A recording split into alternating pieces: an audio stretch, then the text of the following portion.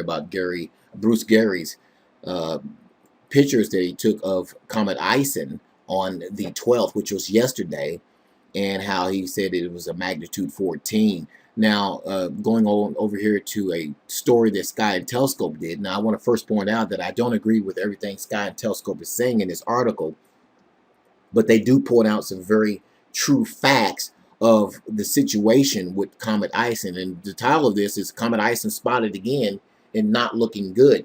Now, what do they mean by that? Because I've seen some very strange reaction to Bruce Gary's story of how, his pictures and his information he has of Comet Ison. What people are failing to realize is that it was good that he spotted Comet Ison. There's really nothing unusual about that. But the moral of the story is Comet Ison is not as bright as it's supposed to be or as it was predicted to be. And people are seemingly, from what I've seen, they're missing that point, that the comet is not as bright as it should be. Now, since June, Comet Ison has been hidden behind the sun. Now, an amateur imager has just recovered it low in the dawn, and it hasn't been brightening as hoped. And they go on to say here, don't bet on a naked eye spectacle this December. This is what Sky and Telescope is saying here. Now, I'm not going to read this whole thing to you, but it says here, a couple of weeks ago, earlier than we expected, amateur imager Bruce Gary in Arizona has apparently become the first person to pick up Comet Ison again after its 2.5-month intermission behind the glare of the sun.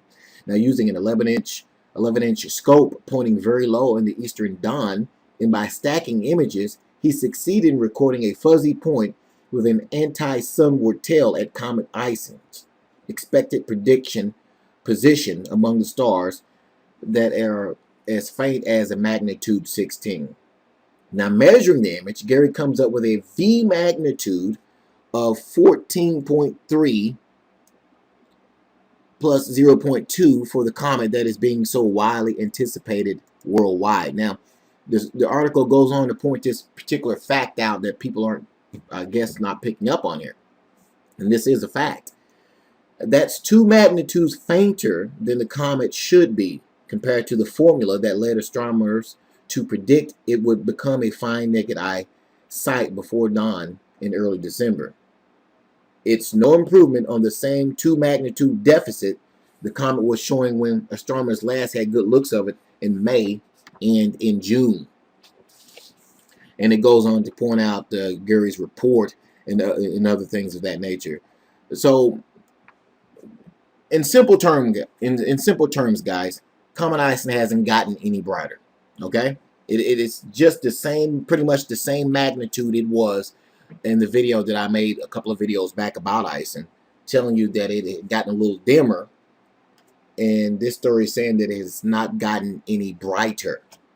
Okay, it hasn't gotten any brighter. Now, anyone who doesn't believe what I'm saying here, simply go look up formulas on calculating celestial objects, and you'll come to the same conclusion, guys. The comet has not gotten any brighter, and it's actually 2 magnitudes dimmer than what they predicted it to be. And for whatever reason, not many people are picking up on that. I don't know why that is.